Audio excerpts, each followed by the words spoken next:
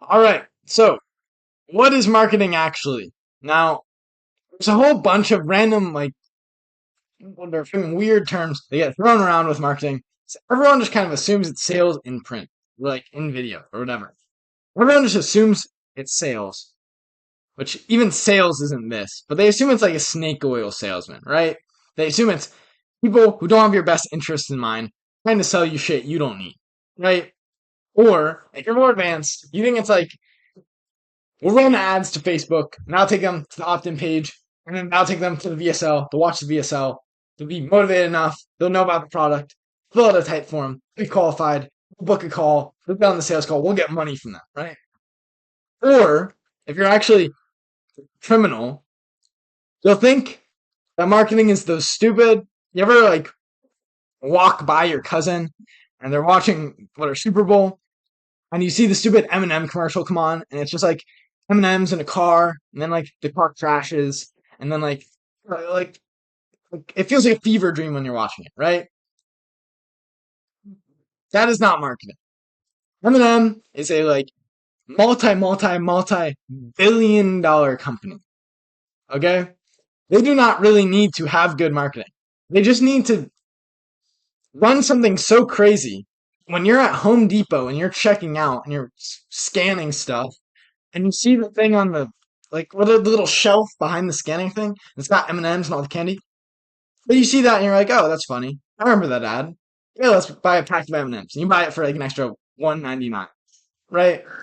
You don't need to have a crazy marketing angle to get people to buy a $1.99 pack of M&Ms at checkout at Home Depot, right? So that's not real marketing. That's a disgrace. So what marketing actually is, and this isn't a great picture. It's not a tower. It's not suspenders or hangers or a main cable, anchorage. I just like the picture. It's a bridge, okay?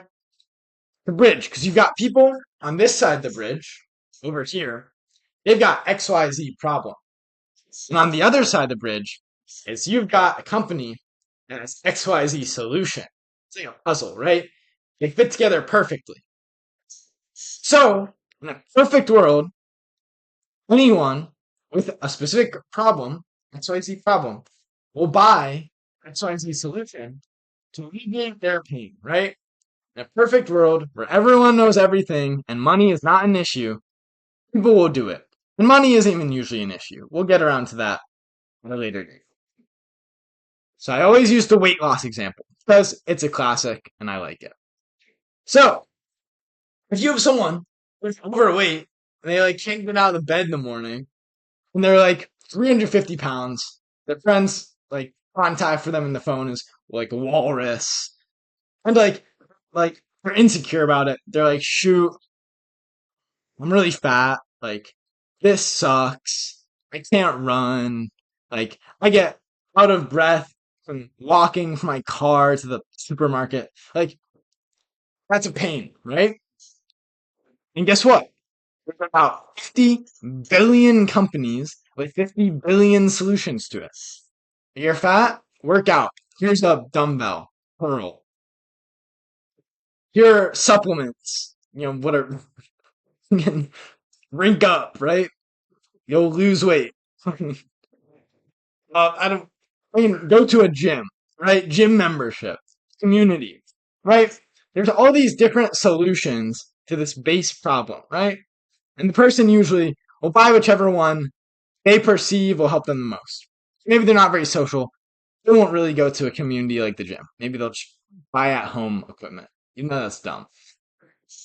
And why is this? Why will, and this is a stupid question, obviously, but why will people fix a pain with a solution, right?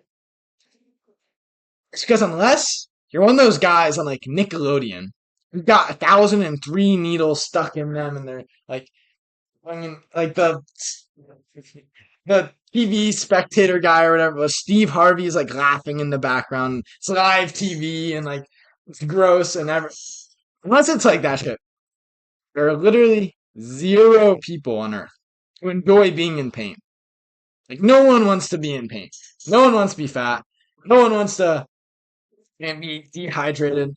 No one wants to not have access to the internet.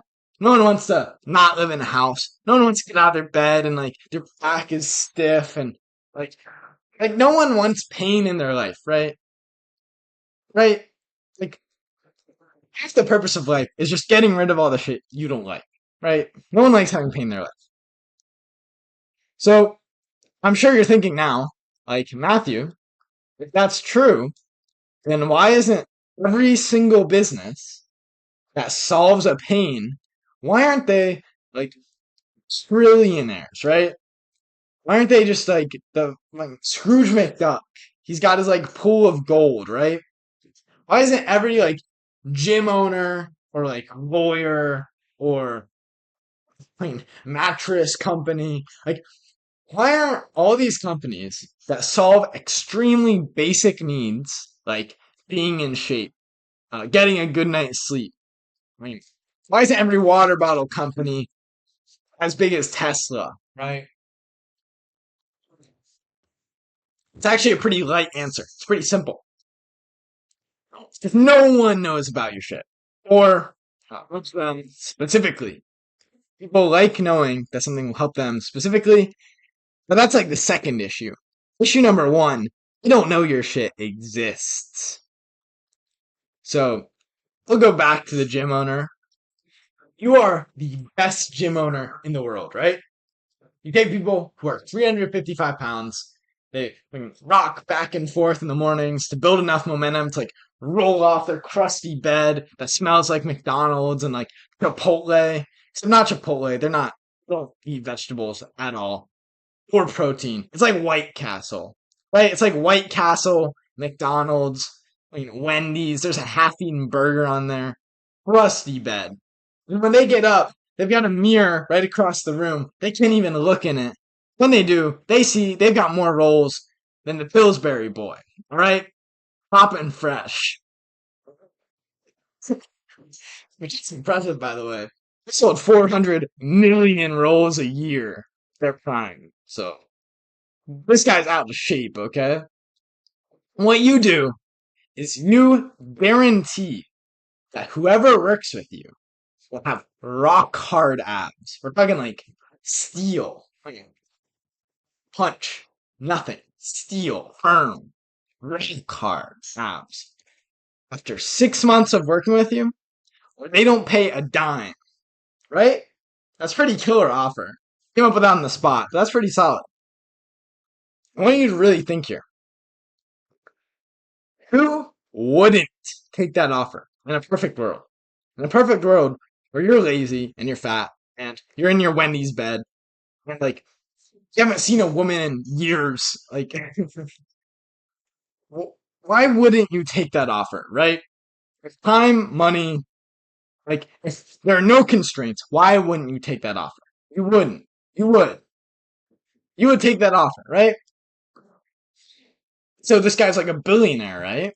Right? Killer offer.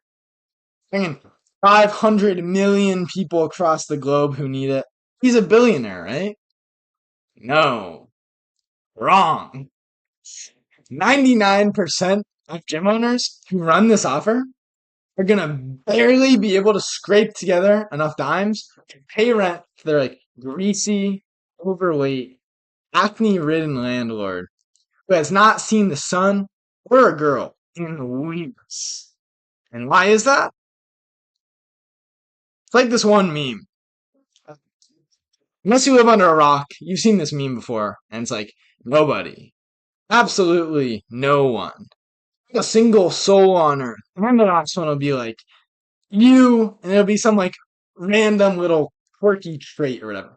Except in this case, it's you, but you're the only person who knows about your business, okay? You're literally the only one who knows about it. And guess what? It's not going to be profitable if you're your only customer, right? So, your only two goals as a marketer, because if this guy had amazing marketing, he honestly probably would be a billionaire. It's a killer offer. He was, there are people with this offer who are billionaires.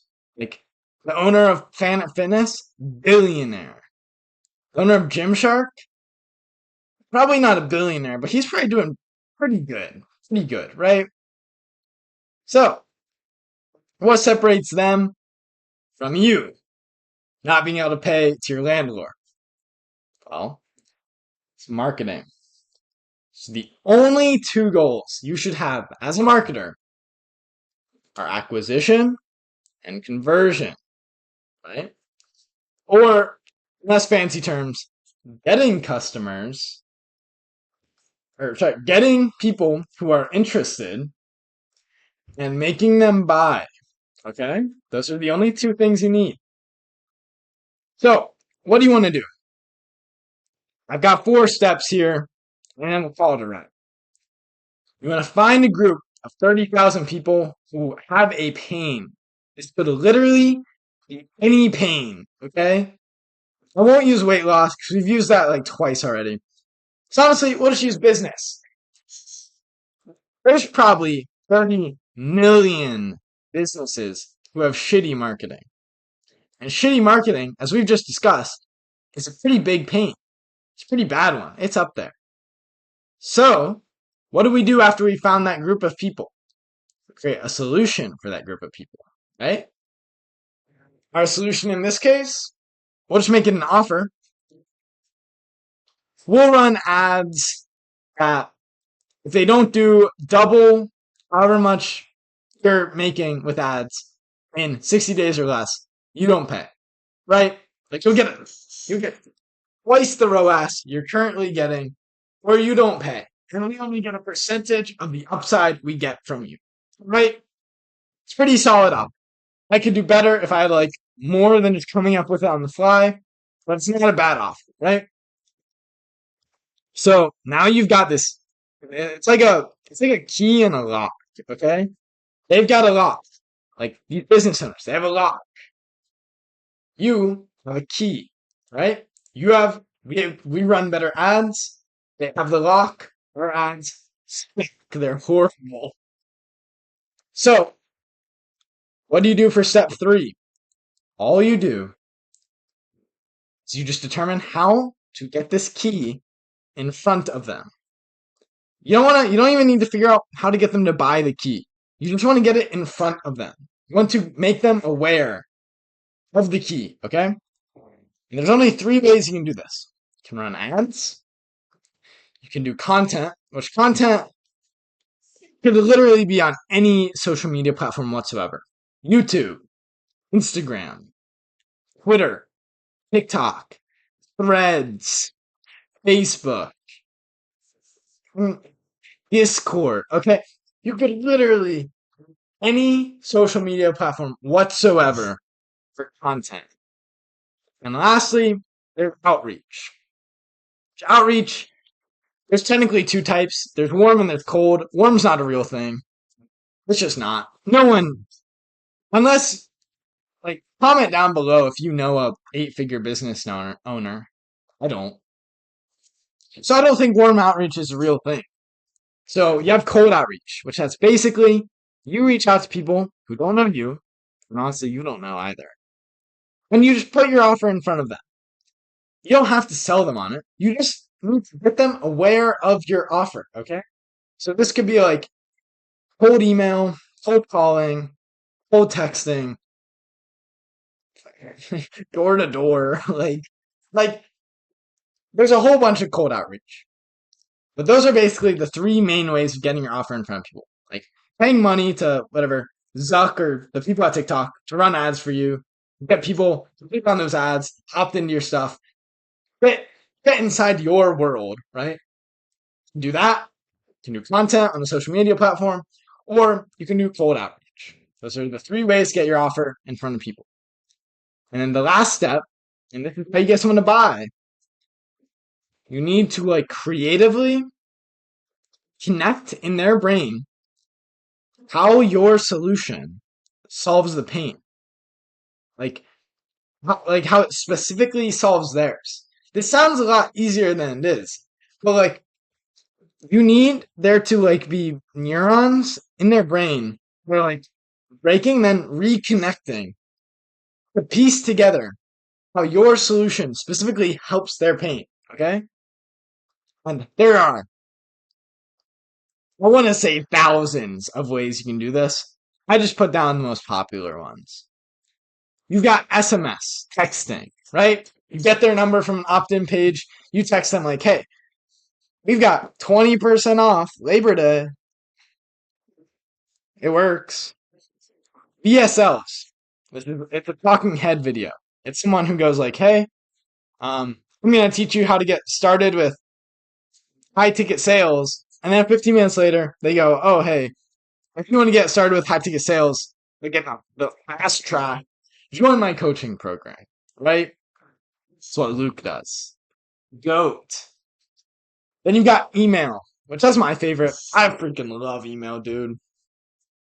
And email, it's just so good. You email like a couple times a week, email a couple times a week, and you just continuously fire different angles. Because if you make someone think about how your product can help them 100 different ways, they're going to be like, whoa, this product can really help me. So emails, like, I made that really simple. But basically, emails are killer. Emails are absolutely killer. And even if you've never bought from an email in your life, just know they're killer. Most e-com stores do like 20% of revenue from email. Billions are created from email every single year. Next, these are slightly more complicated ones. You've got like a webinar. This is basically a VSL, but it's really long. There's like a lot of other parts to it.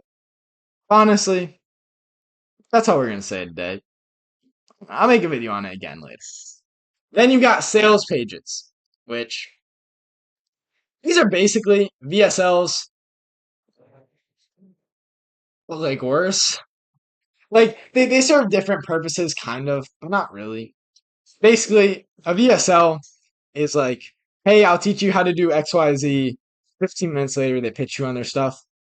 A sales page is just a VSL, but like it's just the words, right?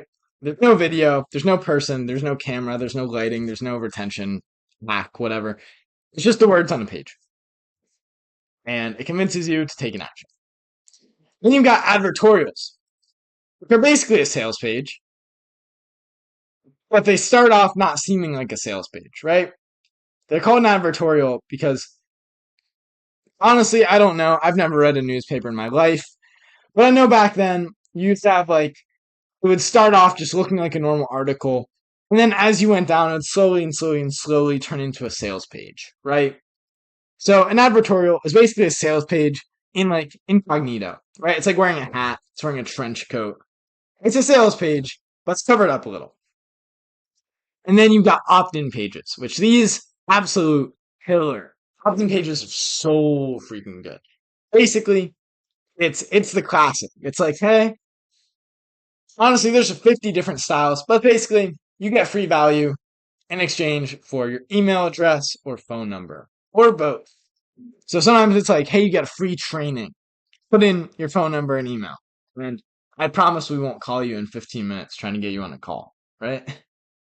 Or sometimes it'll be like, hey, enter your email and you'll get 20% off your next purchase. Or like 20% off select deals. Something like that, right?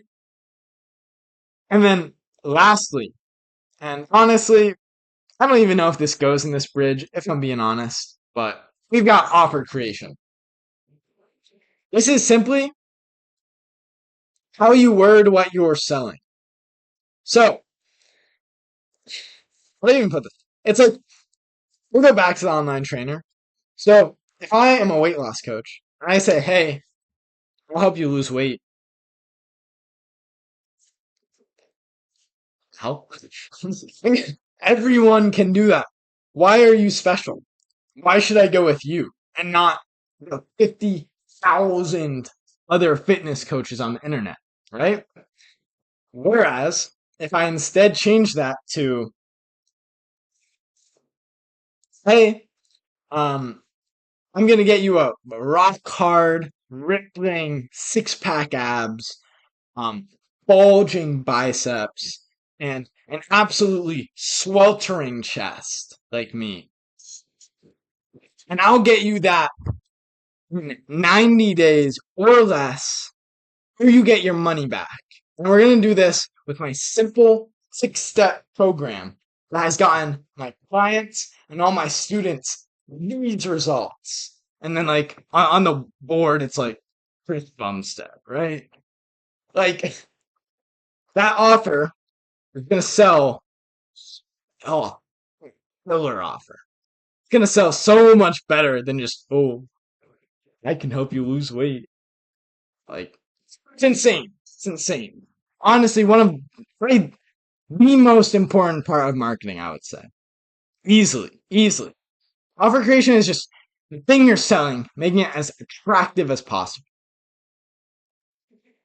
So we're going to go over all these at some unspecified date later when I'm feeling in the mood. But right now, I want to go fill my water bottle. So, love ya. Bye.